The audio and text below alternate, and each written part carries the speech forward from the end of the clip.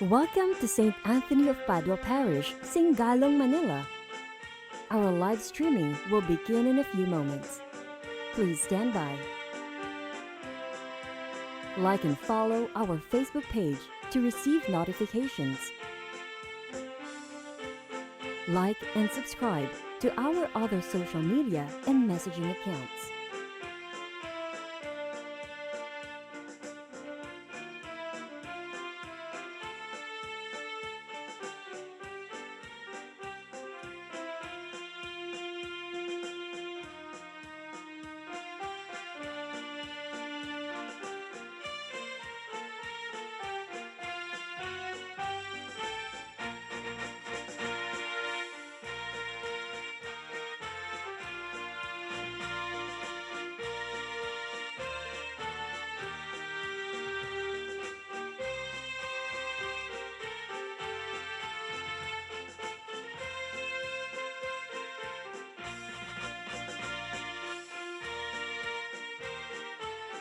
Please don't forget to share this video.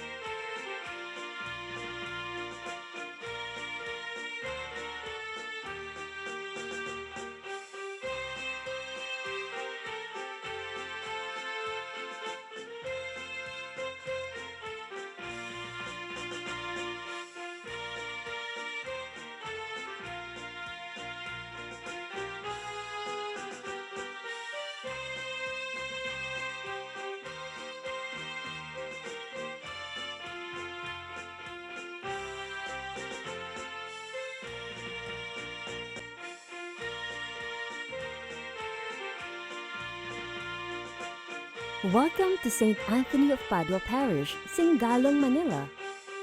Our live streaming will begin in a few moments. Please stand by. Like and follow our Facebook page to receive notifications. Like and subscribe to our other social media and messaging accounts.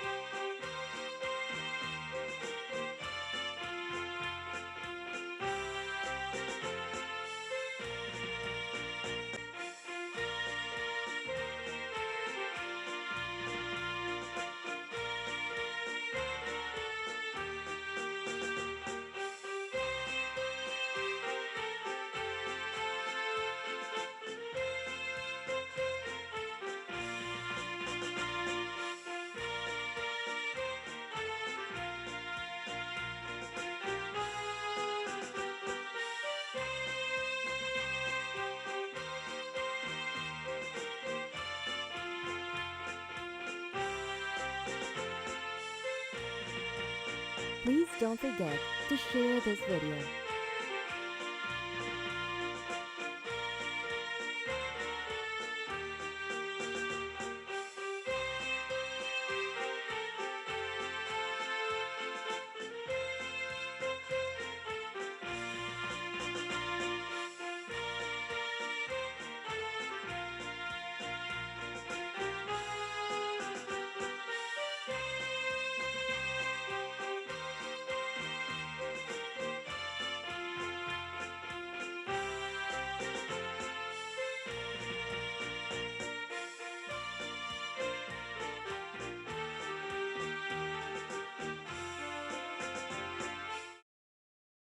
Sumasayo, bukod kang pinagpala sa babaeng lahat, at pinagpala naman ang iyong anak na si Jesus.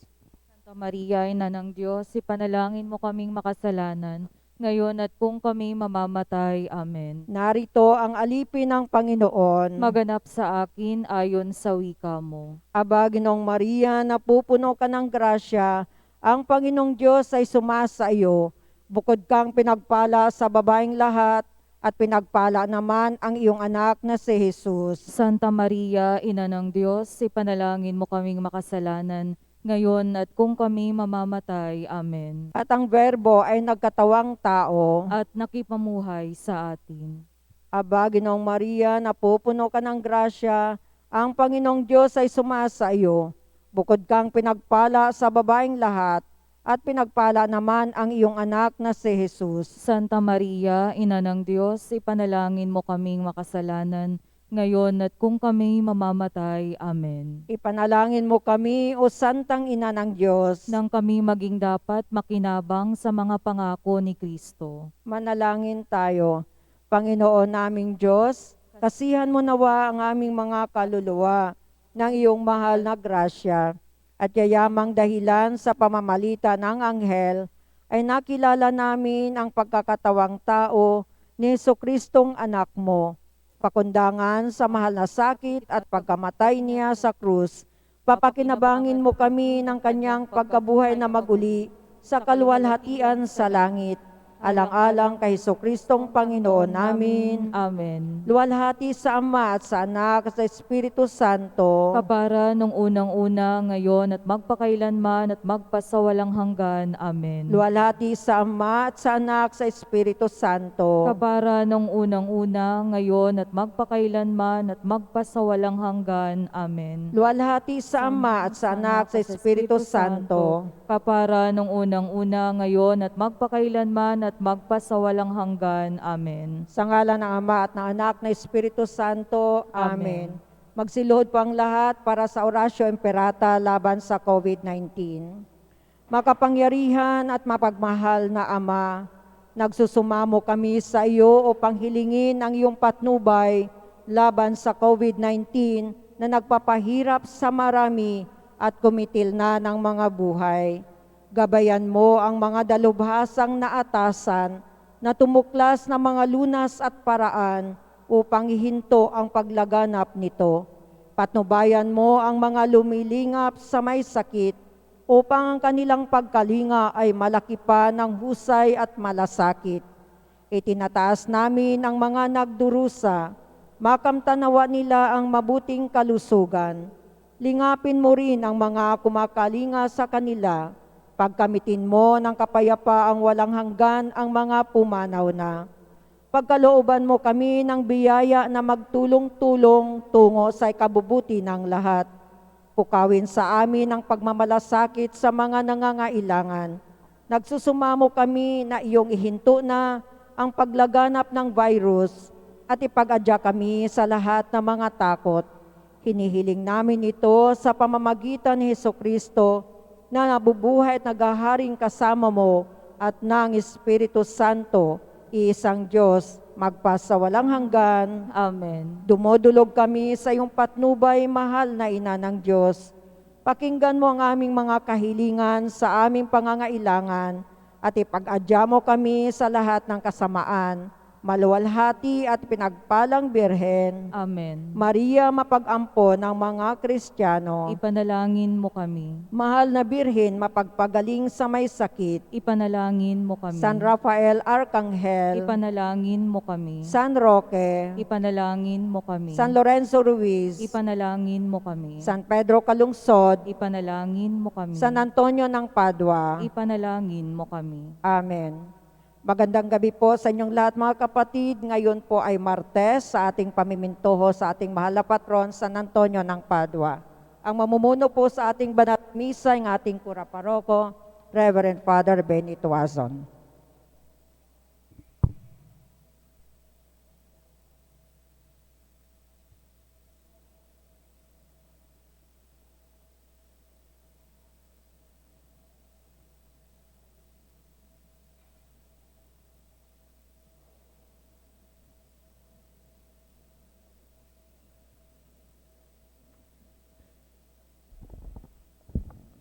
Sa ngalan ng Ama, ng Anak at ng Espiritu Santo, Amen. sumainyo ang Panginoon. At sumayin niyo rin. So muli natitipon tayo sa ngalan ng ating patron na si San Antonio. Patuloy ang ating paghiling sa Diyos ng mga kailangan natin, lalong-lalo na ang kasagutan sa pandemyang ating dinaranas. At manalig tayo sa Diyos na sa pamamagitan ni San Antonio ay diringgin ang ating panalangin. Tayo tumahimik sandali at pagsisihan ang ating mga kasalanan bilang paghahanda sa ating pagdiriwang. Inaamin ko sa makapangyarihang Diyos at sa inyo mga kapatid na lubha akong nagkasala sa isip, sa salita, at sa gawa, at sa aking pagkukulang. Kaya isinasamo ko sa mahal na Birheng Maria, sa lahat ng mga anghel at mga banal, at sa inyo mga kapatid, na ako'y panalangin sa Panginoong ating Diyos. Kawaan tayo ng makapangyarihang Diyos, patawarin sa ating mga kasalanan, at patnubayan sa buhay na walang hanggan. Amen. Panginoon, kaawaan mo kami. Panginoon, kaawaan mo kami. Kristo, kaawaan mo kami. Kristo, kaawaan mo kami. Panginoon, kaawaan mo kami. Panginoon, kaawaan mo kami. Ama naming makapangyarihan, ibinigay sa iyong sambayanan si San Antonio bilang mahusay na tagapangaral at tagapanalangin para sa mga pangangailangan. Sa pagtulong niyang masundan namin ang ulirang pamumuhay, madama nawa namin ang iyong saklolo sa kagipitan, sa pamamagitan ni Jesucristo, kasama ng Espiritu Santo, magpasawalang hanggan. Amen.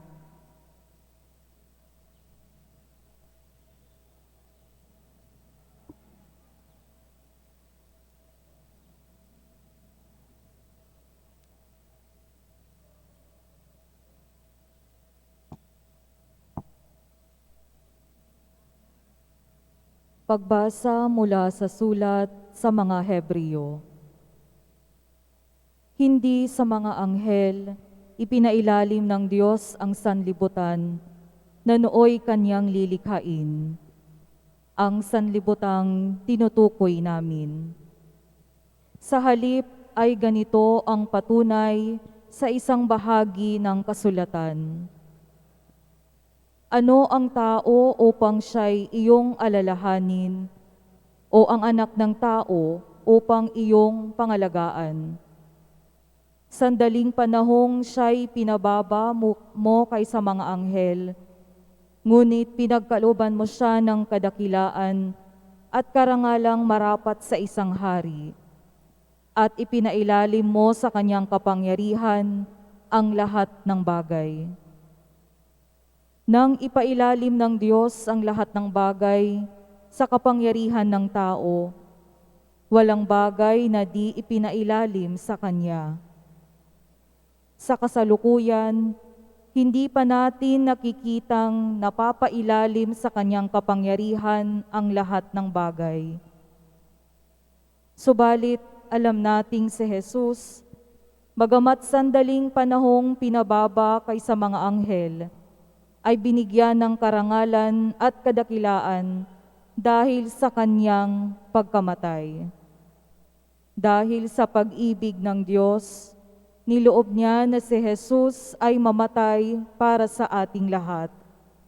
Sa pamamagitan ng mga pagtitiis, siya'y pinapaging ganap ng Diyos na lumikha at nangangalaga sa lahat ng bagay, upang makapagdala ng marami sa kaluwalhatian. Marapat lamang na gawin niya iyon sapagkat si Jesus ang pinagmumulan ng kanilang kaligtasan.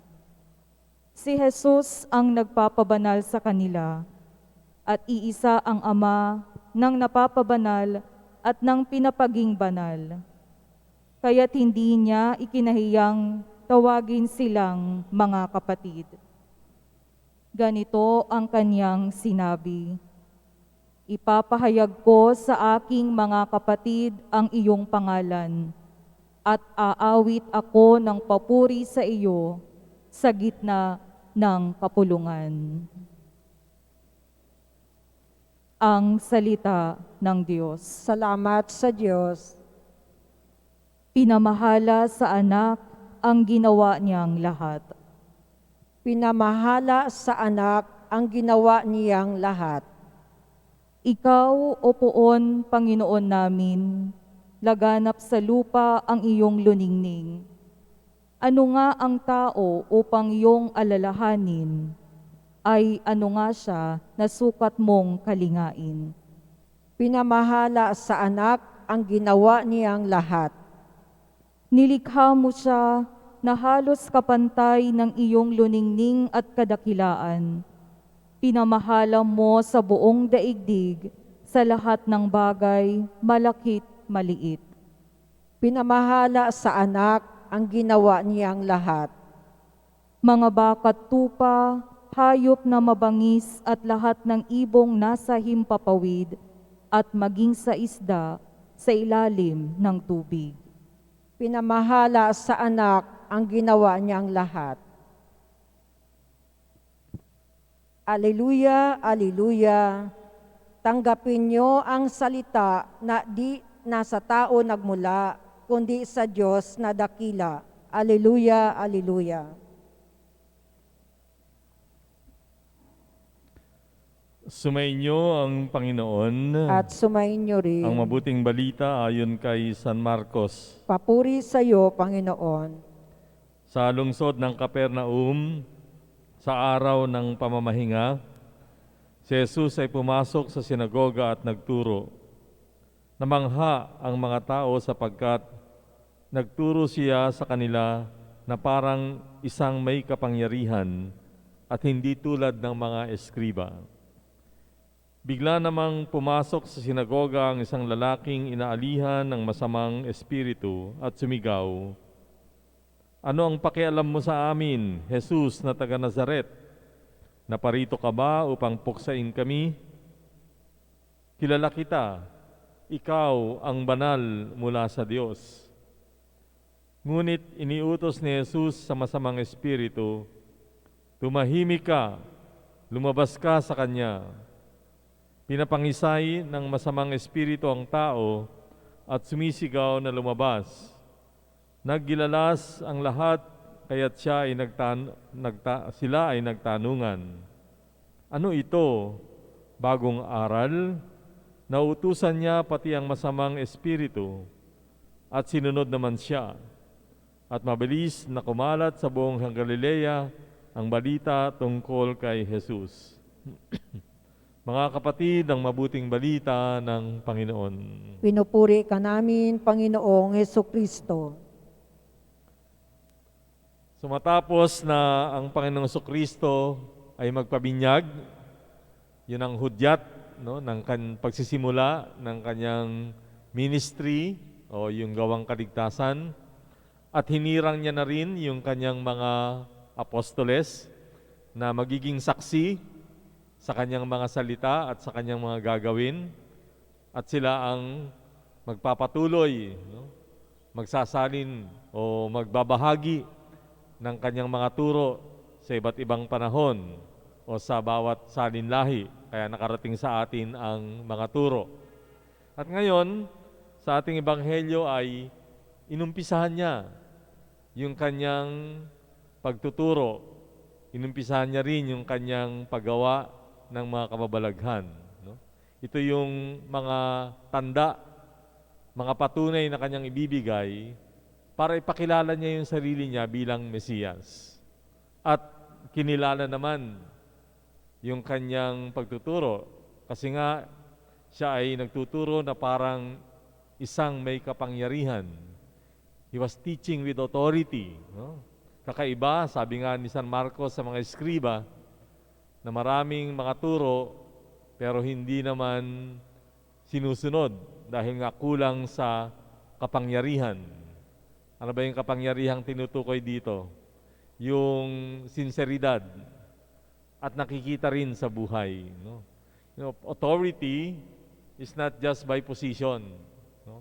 Although yung posisyon, malaking bagay, parang isang tao ay kilalanin at paniwalaan. Pero bottom line, pagdating ng panahon, hindi lang pwedeng posisyon. Kailangan nakikita sa buhay. At yung kanyang pagpapagaling ay isang tanda nito o pagpapakita nito. Dahil ang mismong masamang espiritu ay takot sa kanya. At kilala siya. Nakilala nila kung sino si Jesus. Ikaw, sabi nila, ang banal mula sa Diyos. Yung comment ko lagi dito, buti pa nga yung demonyo, kung masamang espiritu, nakikilala yung Panginoon. Pero minsan tayo, hindi natin siya kilala o hindi natin kinikilala. At binahagi dito ni San Marcos kung gaano katakot itong masamang espiritu sa ating Panginoon. Kung kaya't Wala siyang magawa kundi sundin ang Panginoong Kristo na umalis dito sa kanyang inaalihan. No? Again, it's a display of His authority. Ang authority ito, no, kapangyarihan, ay dahil sa kanyang kakayahan at sa halimbawa na kanyang ipapakita sa mga susunod na panahon. Ngayon, siguro ang magandang tanong sa atin, kinikilala ba natin ang kapangyarihan ng Panginoon? No? So kahit naman sa buhay natin, mayroong mga tao tayong kinikilala with regards to authority, di ba? Meron tayong mga tao na kapag nagsalita, pinakikinggan agad natin. At kahit na yung salita niya ay kapareho din ng sinabi ng isa. But, kung sino yung nagsalita, mahalaga. Hindi lang kasi yung sinasabi ang ating pinakikinggan, kundi yung nagsasabi. Di ba? O minsan sinasabi ng mga magulang, "O anak, huwag kang magsisinungaling." Kung yung magulang na yun ay malakas ang kapangyarihan sa kanyang anak, susundin yon. Pero kung mahina yung witnessing, yung mahina yung kredibilidad ng magulang, malamang hindi sundin. Mabuti pa siguro yung kaibigan. Kapag sinabi ng kaibigan, "Ay, huwag ka magsinungaling." Minsan, di ba, nananaghili ang ibang mga magulang. Mabuti pa yung kaibigan mo, pinakikinggan mo, pero kami hindi. It's a matter of authority. It's really a case of authority. Kahit sa amin sa simbahan. Maraming mga pare, pagka nag-homily, halos pare-pareho naman kami. Pero kapag si Cardinal Tagle ang nagsalita na ganung iba ang dating sa mga tao, di ba? Because he is with authority.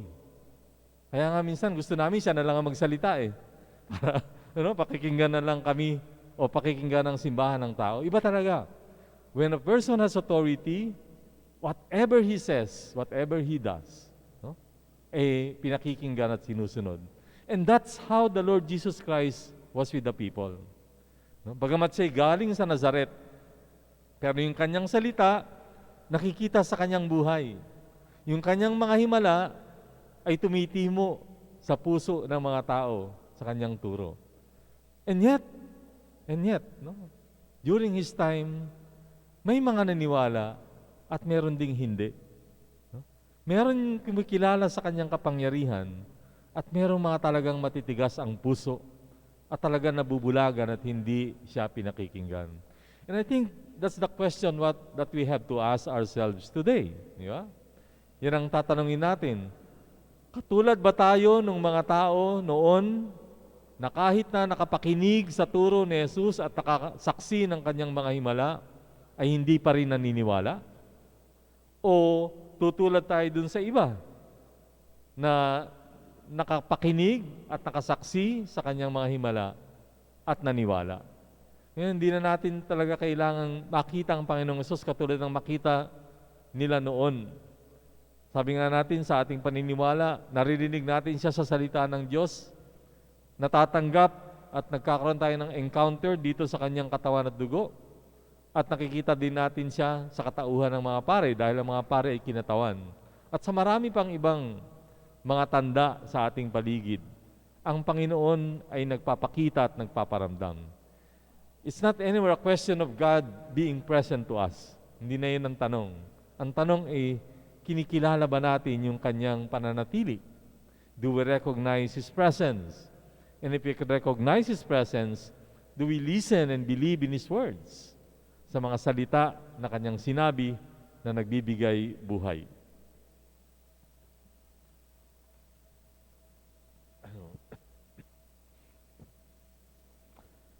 Taglay ang marubdob na pananalig sa malakas na pamamagitan ni San Antonio, manalangin tayo. O Ama sa langit, humahanga kami sa iyong malasakit para sa amin at ang iyong malugod na pakikitungo. Subalit ang pinakadakilang biyaya ng lahat, ikaw ang nagpahayag ng iyong sarili sa pamamagitan ng mga patriarka, propeta, ni Kristo at ng mga santo tulad ni San Antonio ng Padua, pambihirang tagagawa ng mga kababalaghan at himala. Si Kristo ay iyong salita, ang iyong katotohanan at karunungan. Sa pamamagitan niya, nagsasalita ka sa amin sa paraan ng buhay at kabanalan ng aming patron na si San Antonio ng Padua. Lobin mong dinggin at tularan si Kristo at lahat ng mga santo upang magkamit ng kapayapaan, ginhawa at katubusan. Para sa Santo Papa Francisco, sa aming tagapangasiwa Broderick, sa mga obispo at mga pari, upang mabuhay at maglingkod sa salita ng Diyos. Manalangin tayo sa Panginoon. Panginoon, sa panalangin ni San Antonio ng Padua, dinggin ang aming pagsamo.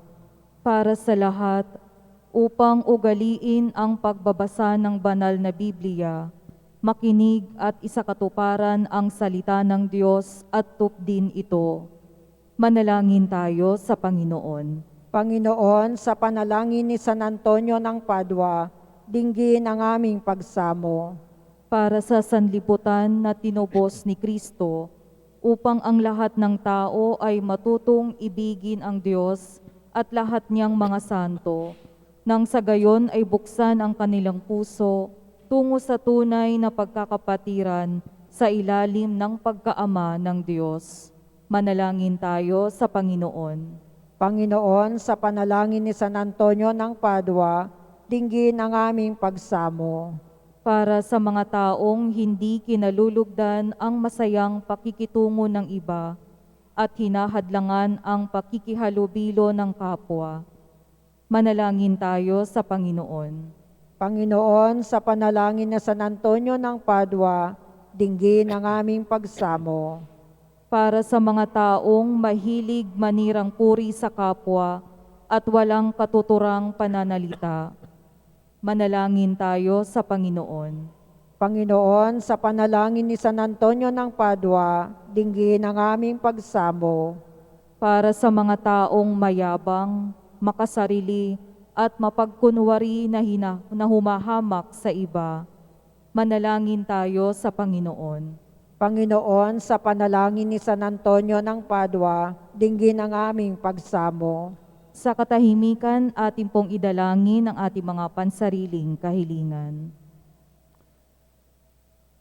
Pinupuri ka namin, Ama, sapagkat sa pamamagitan ng iyong Espiritu, ipinagsasanggalang ang iyong kinapal sa tulong ng mga salita at mithiin, upang tularan namin ang iyong kaisipan o mga kaisipan at gawain, alang-alang sa pangalan ng iyong anak, si Jesucristong Panginoon namin. Amen.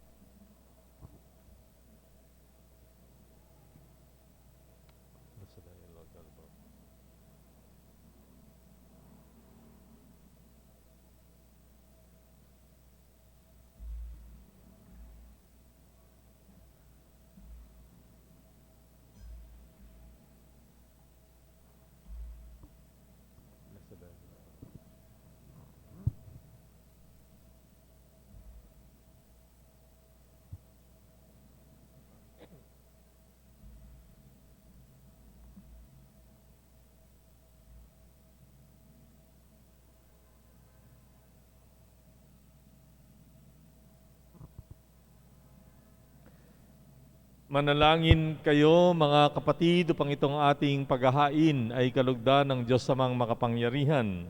Tanggapin nawa ng Panginoon itong paghahain sa iyong mga kamay, sa kapurihan niya at karangalan, sa ating kapakinabangan at sa buong sambayanan niyang banal.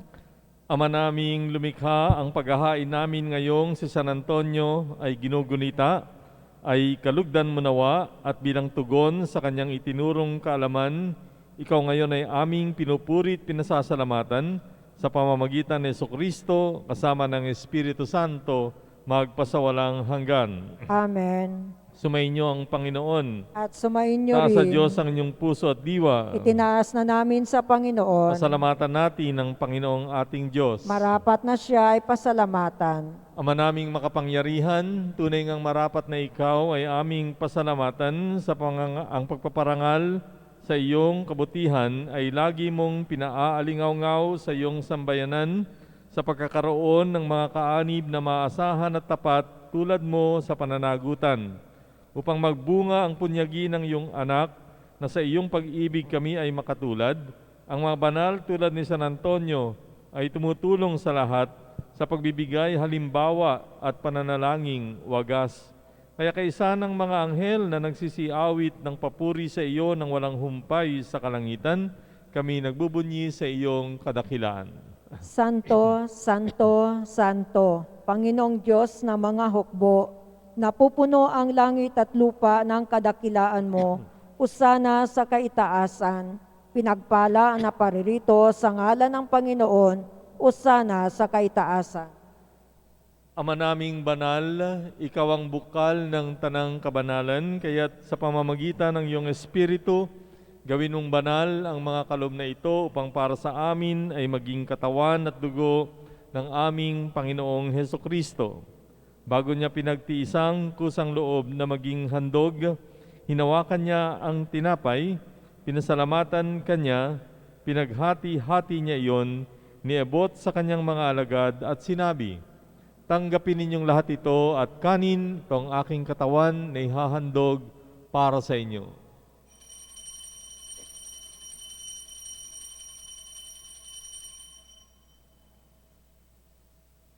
Gayun din naman, nung matapos ang hapunan, hinawakan niya ang kalis, muli kanyang pinasalamatan, niabot ang kalis sa kanyang mga alagad at sinabi, "Tanggapin ninyong lahat ito at inumin, ito ang kalis ng aking dugo, ng bago at walang hanggang tipan.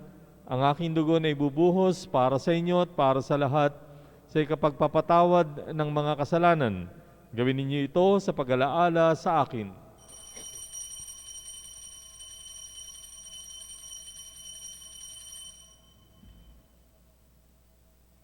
Pagbunyi natin ang misteryo ng pananampalataya. Si Kristo'y namatay, si Kristo'y nabuhay, si Kristo'y babalik sa wakas ng panahon. Ama, ginagawa namin ngayon ang pag-alaala sa pagkamatay at muling pagkabuhay ng iyong anak, kaya tiniaalay namin sa iyo ang tinapay na nagbibigay buhay at ang kalis na nagkakaloob ng kaligtasan. Kami nagpapasalamat dahil kami ay iyong minarapat na tumayo sa harap mo para maglingkod sa iyo. Sinasamo namin kaming magsasalo-salo sa katawan at dugo ni Kristo ay mabuklod sa pagkakaisa sa pamamagitan ng Espiritu Santo. Amalingapin mo ang iyong simbahang laganap sa buong daigdig. Puspusin mo kami sa pag-ibig kaysa ni Francisco na aming Papa, ni Broderick na aming tagapangasiwa, at ng Tanang Kaparian. Alalahanin mo rin ang mga kapatid naming nahimlay nang may pag-asa na sila'y muling mabubuhay, gayon din ang lahat ng mga pumanaw. Kaawaan mo sila at patuloyin sa iyong kaliwanagan. Kaawaan mo at pagindapatin kaming lahat na makasalo sa iyong buhay na walang wakas. Kaisa ng mahal na Birheng Maria na ina ng Diyos, ni San Jose na kanyang esposo, kaisa ng mga apostol at ang lahat ng mga banal na namuhay dito sa daigdig ng kalugod-lugod sa iyo. May pagdiwang nawa namin ang pagpupuri sa ikararangal mo sa pamamagitan ng iyong anak na aming Panginoong Hesukristo. Sa pamamagitan ni Kristo, kasama niya at sa Kanya, ang lahat ng parangal at papuri sa iyo, Diyos amang makapangyarihan, kasama ng Espiritu Santo, magpasawalang hanggan. Amen. Sa tagubilin ng mga nakagagaling na utos at turo ni Jesus na Panginoon natin at Diyos, pahayag natin ng lakas loob. Ama namin, sumasalangit ka, sambahin ang ngalan mo, mapasa amin ang kaharian mo, sundin ang loob mo dito sa lupa para nang sa langit. Bigyan mo kami ngayon ng aming kakanin sa araw-araw, patawarin mo kami sa aming mga sala, para ng pagpapatawad namin sa nagkakasala sa amin. Huwag mo kaming paintulot sa tukso at adya mo kami sa lahat ng masama. Hinihiling namin na kami ay adya sa lahat ng masama, pagkalooban ng kapayapaan araw-araw, iligtas sa kasalanan, ilayo sa lahat ng kapahamakan, samantalang aming pinananabikan ang dakilang araw ng pagpapahayag ng tagapagligtas naming si Jesucristo.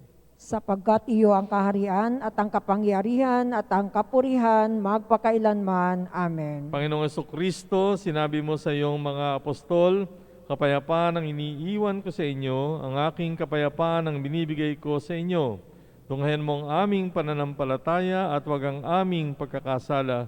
Pagkalooban mo kami ng kapayapaan at pagkakaisa ayon sa iyong kalooban, kasama ng Espiritu Santo, magpasawalang hanggan. Amen. Ang kapayapaan ng Panginoon ay sumainyong lahat. At sumayin niyo rin. Bigayan kayo ng kapayapaan sa isa't isa.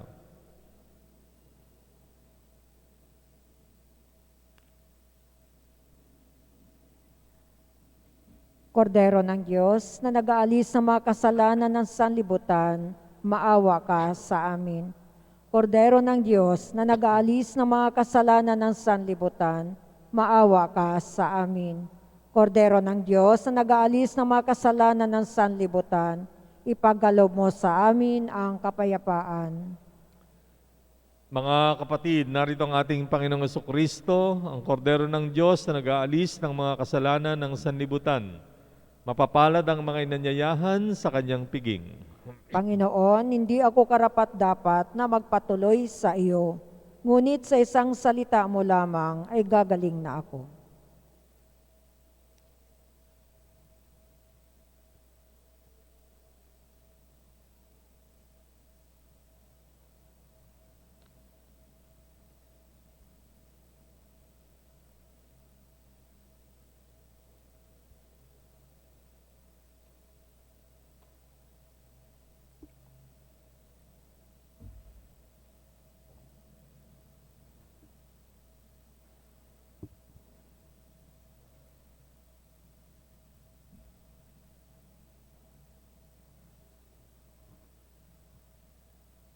Komunyon espiritual.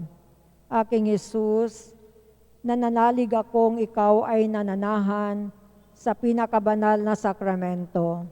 Mahal kita ng higit sa lahat ng bagay at nais kong tanggapin ka sa aking kaluluwa. Subalit sa sandaling ito, ikaw ay hindi ko matatanggap sa banal na komunyon.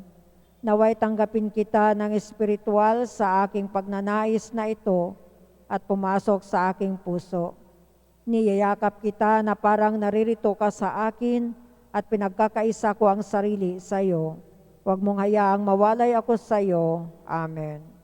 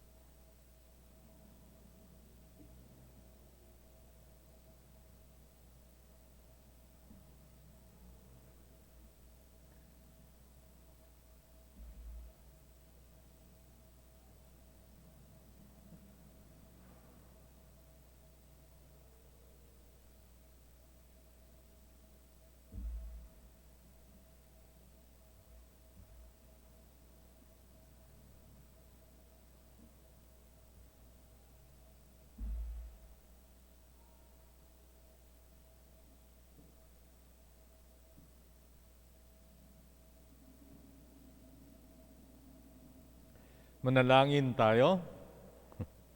Ama naming mapagmahal, kaming nagsalo-salo sa bumubuhay na pagkaing si Kristo, ay paturuan mo sa gurong si Kristo upang sa pagunita namin kay San Antonio, kami matuto ng maasahang katotohanan mo at sa pag-ibig ay magampanan namin ito sa pamamagitan din ni Jesucristo kasama ng Espiritu Santo magpasawalang hanggan. Amen. Ngayon po ay gagawin ang pagbabasbas sa ikalawang Martes ng buwan para sa mga estudyante, guro, profesional, mga naghahanap ng trabaho, mga kukuha ng pagsusulit, mga manlalayag o seafarers, at mga babiyahe na pumunta lamang. Ama naming mapagmahal, ikaw ang pinagmumulan ng karunungan ng tao. Pinuspos mo ng karunungang ding ito ang iyong lingkod na si San Antonio de Padua upang maipahayag ang iyong pagmamahal sa iyong bayan. Lingapin mo ng may awa at pagmamahal ang mga mag-aaral, guro at mga profesional na nasa iyong harapan at pinapanalangin din namin. Patuloy mo silang biyayaan ng kaalaman, kalakasan at pag-ibig. Magamit nawa nila ang kanilang kakayahan upang bigyan ka ng lugod at papuri at tulungan ng kapwa. Patuloy nawa silang tumahak sa iyong daan at sumunod sa iyong panukala. Patatagin nawa sila sa mga pagsubok ng buhay at gawaran sila ng malinis at mapagpakumbabang puso. Lingapin mo rin, Panginoon, ang mga naghahanap ng trabaho at ang mga kukuha ng pagsusulit. Sa pamamagitan ng mga panalangin ni San Antonio de Padua, mabigyan nawa sila ng liwanag at masagot nawa ang mga kahilingan ng kanilang puso. Sa pamamagitan ni Kristo kasama ng Espiritu Santo, magpasawalang hanggan. Amen. Sumainyo ang Panginoon. At sumayin niyo rin. Pagpalain kayo ng makapangyarihang Diyos Ama, Anak at Espiritu Santo. Amen. Tapos ang ating pagdiriwang, humayo kayo sa kapayapaan ni Kristo. Salamat sa Diyos.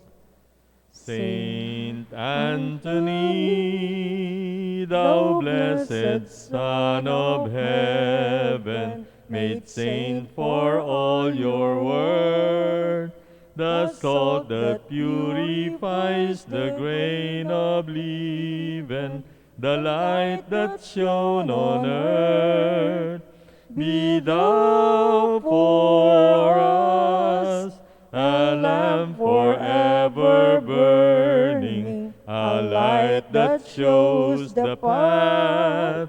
Be thou for us a patron, guardian angel, a source of life divine.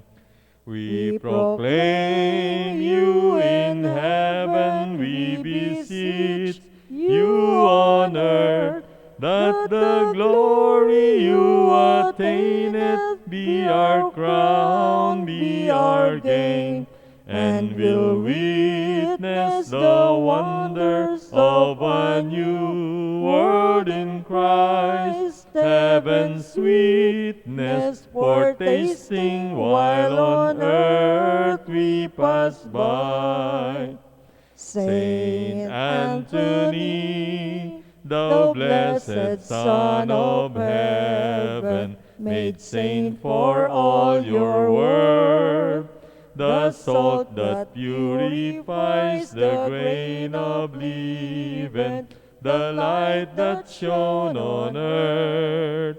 Be thou for us a lamp forever burning, a light that shows the path. Be thou for us a patron, guardian angel, a source of life divine.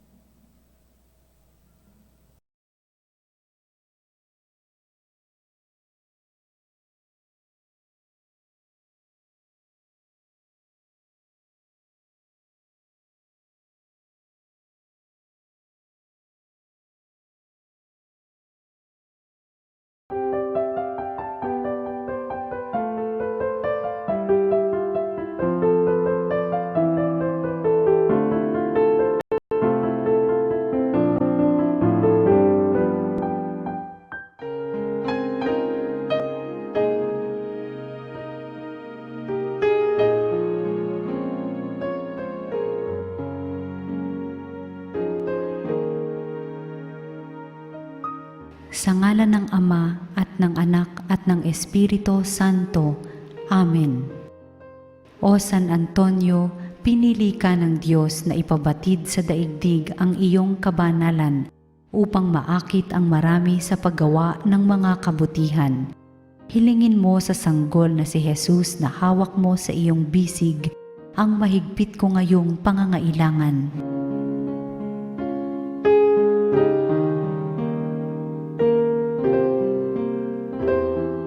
Samahan mo ako sa aking panalangin sapagkat ang dasal ng isang banal na kagaya mo ay dinirinig ng Diyos. Pagkalooban nawa ako ng Panginoon ng tanda ng kanyang pagmamahal, pagkalinga at paggabay. Sa tulong mo, naway ipagkaloob niya sa akin ang kaganapan ng buhay at ang pag-ibig na walang hanggan. Amen.